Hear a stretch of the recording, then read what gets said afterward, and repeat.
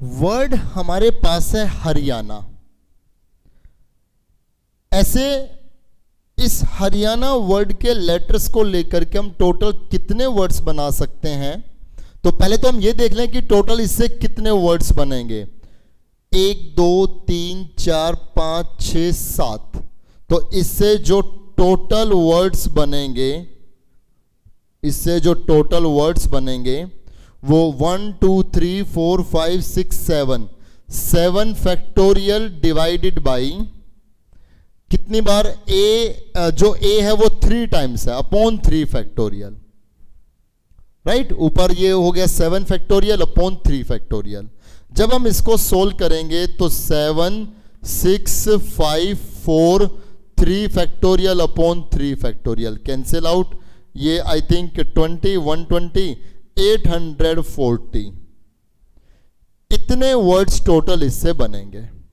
अब कंडीशन ये है फर्स्ट पार्ट में कि इससे कितने ऐसे वर्ड्स बनेंगे जो begin with H and end with N, जो एच से स्टार्ट हो और एन पे खत्म हो। तो 1 2 3 4 5 6 7 1 2 3 4 5 6 7 नंबर ऑफ प्लेसेस हो गए। एच से स्टार्ट हो एन पे खत्म हो, एच और एन फिक्स हो गए। तो जो एच और एन है वो एक एक बार ही है ना, जो फिक्स होने हैं ना वो रिपीट नहीं रहना चाहिए, ये देख लें आप। अब बच गई ये 1 2 3 4 5 5 जगह बच गई ना। इन 5 जगह को भरने के लिए बाकी 5 मेंबर हैं, उन 5 मेंबर में ए 3 बार है बस, और तो नहीं है। तो ये कितना रहेगा 5 factorial 5 4 3 factorial divided by 3 factorial, कितना 20 वर्ड्स बनेंगे। ऐसे required number of required words आप लिखते हैं यहां पर। सेकेंड पार्ट है H and N are together. ऐसे कितने वर्ड बनेंगे जब एच और एन एक साथ हो? तो आप एच को और एन को एक साथ कर दें, एच एन एक साथ हो गया, कितना आ गया A R Y A A. H और एन एक साथ हो गया, A R Y A A. Right, अब ये 1 2 3 4 5 6 इनका अरेंजमेंट कितना होगा 6 फैक्टोरियल डिवाइडेड बाई, क्योंकि एच एन एक साथ होना चाहिए तो ये 1 काउंट होगा 1 2 3 4 5 6 फैक्टोरियल। इसमें ए 3 बार है, डिवाइडेड बाई 3 फैक्टोरियल।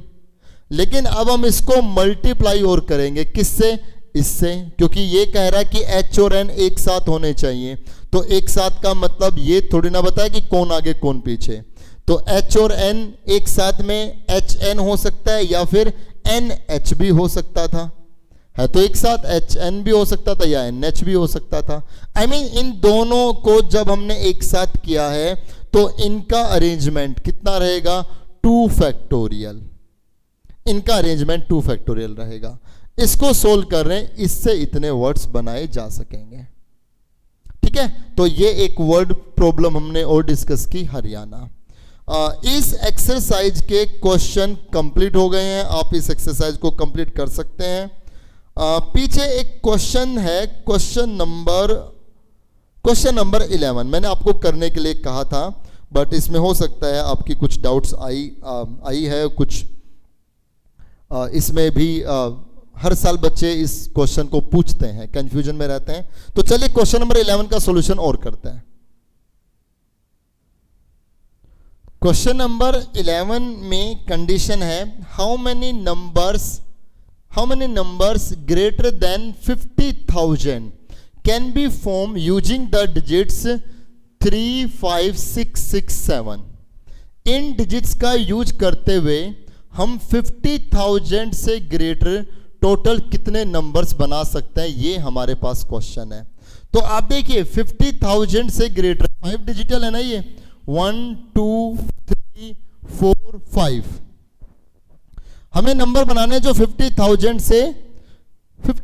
से ग्रेटर हो। तो 50,000 से ग्रेटर रखने के लिए यहां पर कौन कौन आएगा? 5 6 6 7 5 6 6 7 अगर 50,000 से ज्यादा रखना है तो पहले प्लेस पे 3 नहीं आएगा, इन चारों में से कोई भी आ सकता है। अब इसको भरने के लिए ऑप्शन 4 लिखें या 3 लिखें, क्योंकि 6 2 बार है, 4 लिखें या 3 लिखें, या इसको 4 फैक्टोरियल अपॉन 2 फैक्टोरियल लिखें, क्योंकि 6 2 बार आ गया। ये सारे तरीके गलत हैं। जो भी मैंने डिस्कस किया कि 4 लिखे, 3 लिखे या फैक्टोरियल को डिवाइड करें, सारे तरीके गलत है। क्यों है? क्योंकि मैं बार बार आपको 2-3 क्वेश्चन में बता चुका हूं कि जब भी ये ऐसी डिजिट रिपीट हो तो आप ये देखें कि जितने ये भरे जाने हैं, जितने भी ये भरे जाने हैं, उतने ही नंबर ऑफ वैकेंट प्लेसेस होने चाहिए। कितने नंबर है ये? 4। तो ये 4 अगर ये 4 अलग अलग होते तो मैं कह देता कि इसको भरने के ऑप्शन 4 है, जैसा हम पहले कर चुके हैं, मतलब रिपीटेशन वाली एक्सरसाइज से पहले हम कर चुके हैं। लेकिन यहां कितना है? यहां 1 को भरना है और नंबर ऑफ प्लेस तो 1 है और ऑप्शन में ये 4 मेंबर है, राइट? तो यहां ऐसा नहीं हो सकता, क्योंकि जो भरा जाना है वो अकेला प्लेस है और ये 4 है और 4 में रिपीट है। अगर रिपीट नहीं होता तो 4 ऑप्शन होते हैं। तो क्या करें इसमें? क्या करेंगे हम ये देख सकते हैं कि हम पहले लेस देन 50,000 निकाल लें कि लेस देन 50,000 कितने बनेंगे, क्योंकि लेस देन 50,000 के लिए सबसे आगे 3 आना होगा, ये 3 आना होगा, तो 3 आना होगा, तो 3 तो फिक्स है ना, 3 तो रिपीट नहीं है ना, तरीका एक ही है ना 3 आने के लिए। मैं क्या कर रहा हूं, मैं पहले ये देख रहा हूं कि इनसे टोटल नंबर्स कितने बनेंगे। जो ये नंबर है 3 5 6 6 7, इनको लेकर के 5 डिजिटल टोटल नंबर्स कितने बनेंगे? तो ये बनेंगे 5 फैक्टोरियल डिवाइडेड बाई 6 2 टाइम्स है 2 फैक्टोरियल, ये हो गया 120 अपॉन 2, ये हो गया 60। टोटल नंबर 60 बनेंगे। अब आपको ये मालूम है कि इनसे टोटल आगे पीछे करके अलग अलग 60 नंबर्स बनने हैं। उनमें से अगर मैं ये देख लूं कि 50,000 से छोटे कितने हैं, उनको टोटल में से अगर माइनस कर दूं तो मुझे पता लग जाएगा कि जो बच गए वो 50,000 से ज्यादा हैं। तो मैं क्या निकाल रहा हूं? लेस देन 50,000, 50,000 से कम। 50,000 से कम के लिए यहां 3 से स्टार्ट होना होगा, और 3 सिंगल है, रिपीट नहीं है, एक ही तरीका है। ये कितने बच गए? 4। अब इन 4 को भरने के लिए चारों मेंबर साइमल्टेनियसली इकट्ठे देखे जाएंगे कि इन 4 को भरने के लिए 4 मेंबर है जिनमें रिपीट हो रहा है। तो ये कितने तरीके से? 4 फैक्टोरियल अपॉन 6 2 टाइम्स है, ये 24 अपॉन 2 कितना? 12। तो ये 12 नंबर कैसे हैं? जो 50,000 से कम है। तो रिक्वायर्ड नंबर्स या नंबर्स ग्रेटर देन 50,000 सॉरी, एक 0 एक्स्ट्रा लगी, 50,000 इज कितना? 60 माइनस 12 48 नंबर ऐसे होंगे जो जो ग्रेटर देन 50,000 होंगे। लेस देन 50,000 कितने? 12। ठीक है, तो बच्चे ये टॉपिक हमारा कंप्लीट हो गया है, ये एक्सरसाइज हमारी कंप्लीट हो गई है। जो नेक्स्ट एक्सरसाइज है उसमें जो टॉपिक है वो है सर्कुलर परमुटेशन। अपना जो सिलेबस अब रिवाइज हुआ है इस साल के लिए जो सिलेबस रिवाइज हुआ है उसमें सर्कुलर परमुटेशन अब नहीं है, इस साल नहीं है। लेकिन मैं उसको ऐसे छोड़ नहीं रहा, मैं उसके बारे में आपको बताऊंगा जरूर कि सर्कुलर परमुटेशन में क्या क्या फॉर्मूले लगते हैं, और उस पर बेस्ड 1-2 क्वेश्चन भी मैं आपको बताऊंगा, ताकि आपको इस साल के लिए तो चलो ठीक है, आप वो एक्सरसाइज नहीं करने, आपका जो एग्जाम होगा फाइनल उसमें भी वो क्वेश्चंस नहीं आएंगे, लेकिन आगे कॉम्पिटिटिव में कहीं ना कहीं आपको उसके बारे में नॉलेज तो रहनी चाहिए। तो सर्कुलर परम्यूटेशन पे बेस्ड पूरी एक्सरसाइज तो मैं नहीं बता रहा, वो तो चले स्कूल रीओपन होंगे तभी हम वो सब डिस्कस करेंगे। सिलेबस से हट भी गई है वो, तो सिलेबस से हट जाने का मतलब तो ये है कि अब जो नहीं है उसको नहीं कराना। लेकिन ऐसा नहीं कि हमने बिल्कुल इस पे क्रॉस लगा दिया। मैं उसके बारे में आपको हमेशा हर चैप्टर से जो चीज़ हटी है उसके बारे में मैं बताता हुआ चलूँगा। आपको कॉम्पिटिटिव भी फाइट करना है, कंपटीशन में भी रहना है।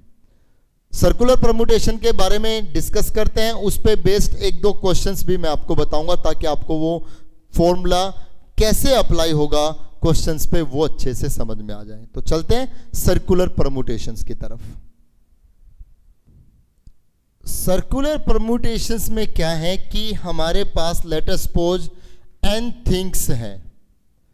जब हमने उन n थिंग्स को इन ए रो, एक रो में अरेंज किया तो हमारे पास n फैक्टोरियल वेज बन रहे थे ना।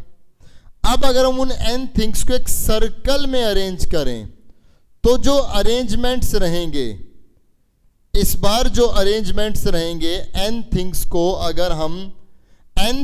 अगर हम एक सर्कल में अरेंज करें, एक राउंड में अरेंज करें तो number of permutations n-1 factorial बनेंगे। कम क्यों बनेगी? क्योंकि यहां पर आस पड़ोस देखा जाएगा। रो में तो क्या होता है कि रो में तो क्या है, जैसे A B C D E ये 5 बच्चे हैं, ये इसके पीछे ये इसके पीछे ऐसे हो गए।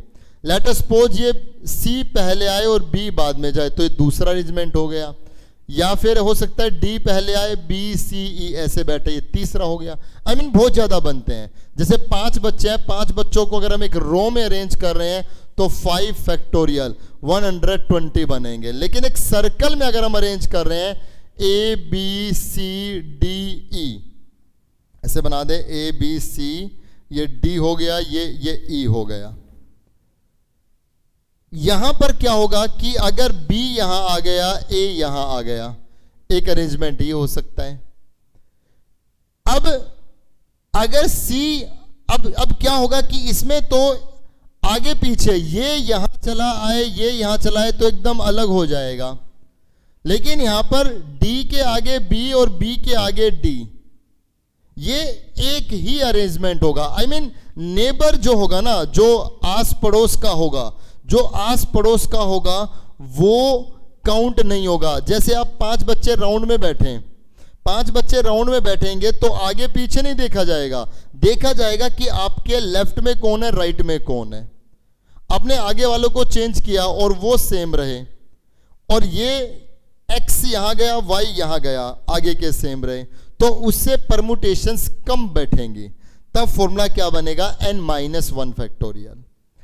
हालांकि मैं इसको अभी भी आपसे क्लियरली बताता हूं, मैं इसको अभी भी आपसे बिल्कुल डिटेल में जाके नहीं बता रहा। इसका मैं पूरा एक एग्जाम्पल लेकर के, डेरिवेशन लेकर के तब मैं इस फॉर्मूले तक पहुंचता। मैं आपको बस एक मोटे मोटे तौर पे बता रहा हूं कि अगर n चीजें हैं, एक रो में अरेंज करना हो तो n फैक्टोरियल, एक सर्कल में अरेंज करना हो तो n-1 फैक्टोरियल। पहले हम जो अपना सिलेबस, रिवाइज सिलेबस है जो है वो कंप्लीट करेंगे, उसके बाद ये सब चीजें बाद में हम बहुत अच्छे से डिटेल से हम डिस्कस करेंगे। ठीक है, जब स्कूल रीओपन होंगे तब जब हम इन चैप्टर्स को रिवीजन करेंगे तब हम इसमें इन चीजों को अच्छे से पूरे डिटेल में सोल्व करके मैं आपको समझाऊंगा। चलिए, ये n थिंग्स हो गए। अगर हम एक सर्कल में अरेंज करें तो n-1 फैक्टोरियल।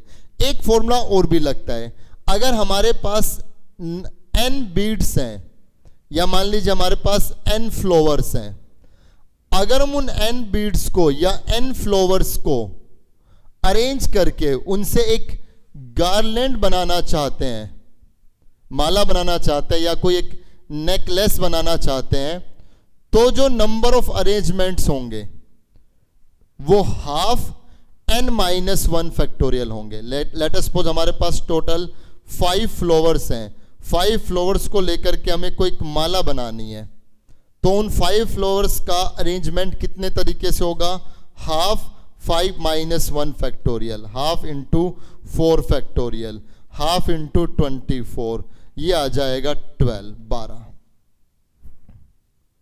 तो ये सर्कुलर परमुटेशन में आप दो फॉर्मूले याद रखें कि जो नंबर ऑफ अरेंजमेंट्स है वो कितना होगा, n-1 फैक्टोरियल, और अगर हम कोई नेकलेस या गार्लैंड बनाएं तो हाफ ऑफ n-1 फैक्टोरियल। अब इस पे मैं आपसे दो क्वेश्चंस कराऊंगा सर्कुलर परमुटेशन के ऊपर, ताकि आपको आइडिया लगे कि कैसे इसमें क्वेश्चंस हैं, और दोनों एक अच्छे से क्वेश्चंस लेते हैं।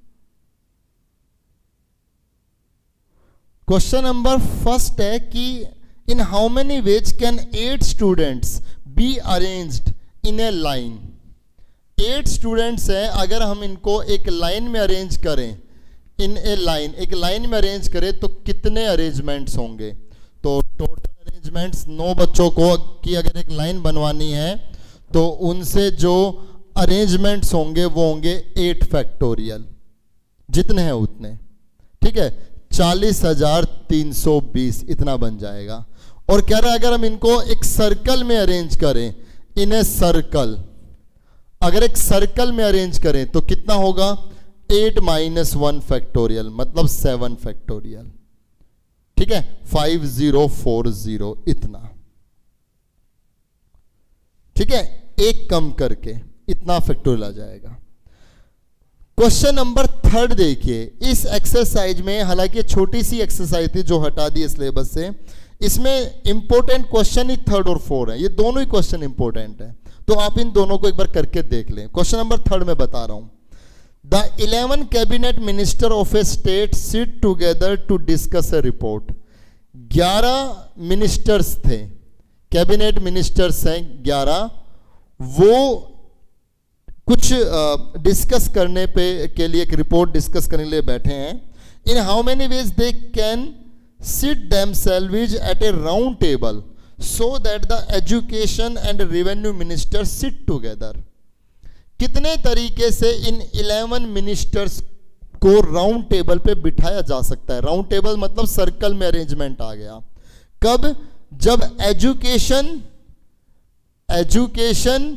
एंड रेवेन्यू मिनिस्टर, जब education and revenue minister sit together, जब एजुकेशन और रेवेन्यू मिनिस्टर एक साथ बैठ जाएं, क्या करेंगे आप।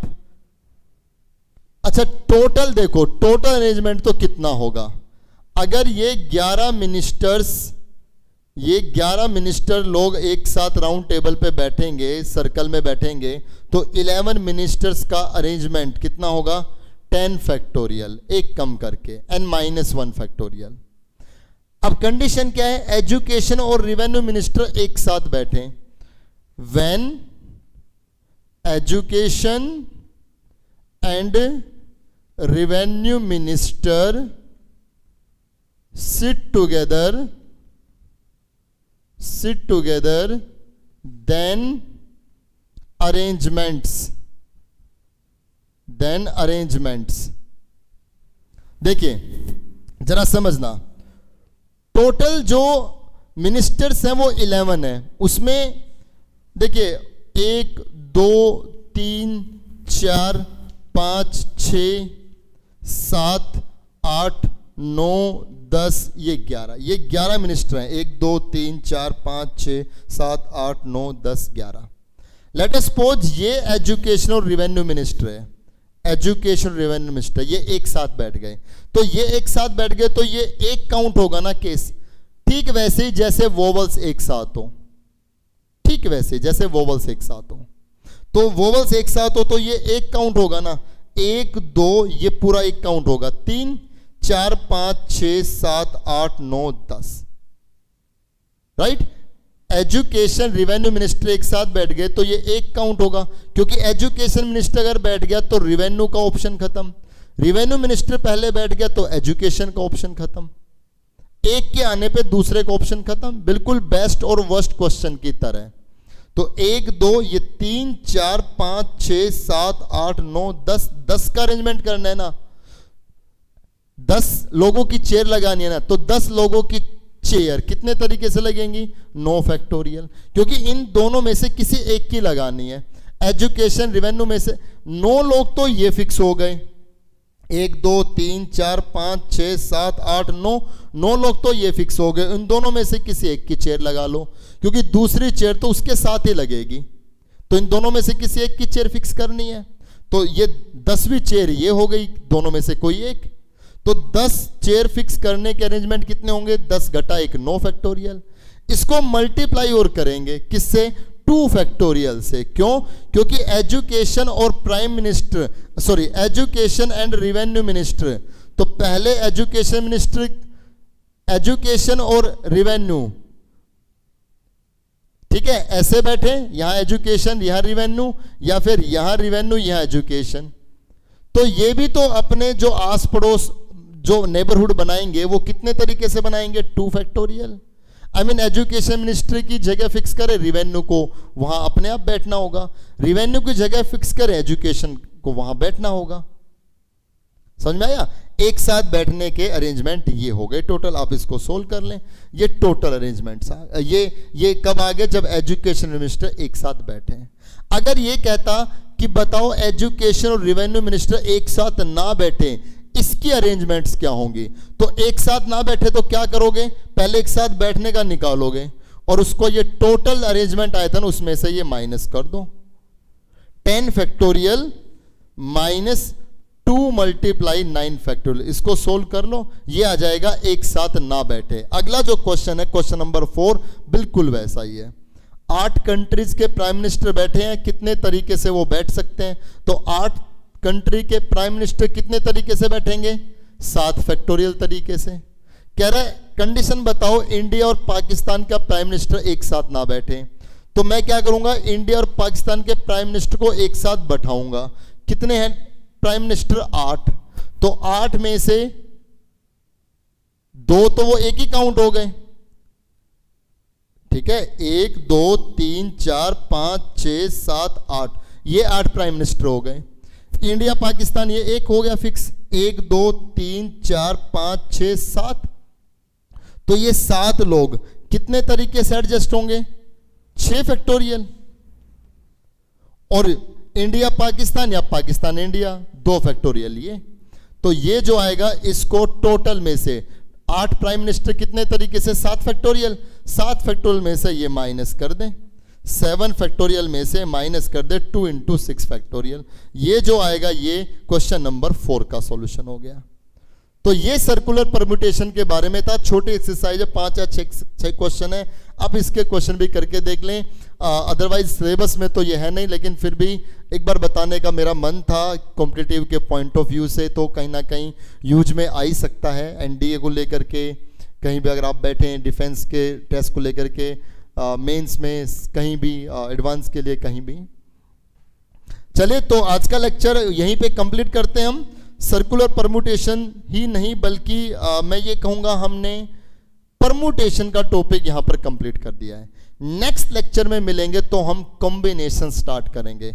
इस चैप्टर में सिर्फ 2 एक्सरसाइज हमारी रह गई है और दोनों ही कॉम्बिनेशन पे डिपेंड करती है।